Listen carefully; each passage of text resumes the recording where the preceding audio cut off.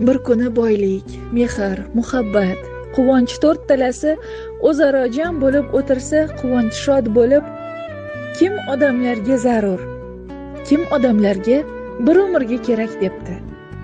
Shunda boylik, men odamlarga bir umrga kerakman. Mening o'rnim birinchi debdi. Muhabbat o'rnidan turib, men odamlarga baxt olib kelaman.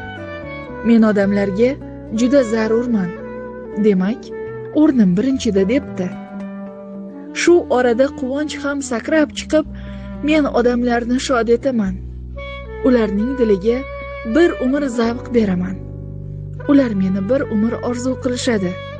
Mensiz yashay olmaydi debdi. Bu suhbatni jimgina tinglab o'tirgan Mehrning ko'zlari yoshga to'libdi.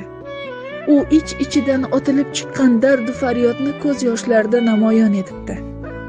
Bir og'iz so'z aytishga ham jur'ati yetmay yig'layveribdi. Bu holatni kutmagan boylik, muhabbat va quvonch Mehrga yuzlanib, "Mehr, nega yig'laysan? Shuncha dard qayerdan keldi?" deb hayron bo'lishibdi. Mehr ko'z yoshlarini tiyolmasdan yum-yum yig'lagancha shunday debdi: "Men qadrli edim. Qadr inim yo'q bo'lmaguncha. Men sadoqatli edim.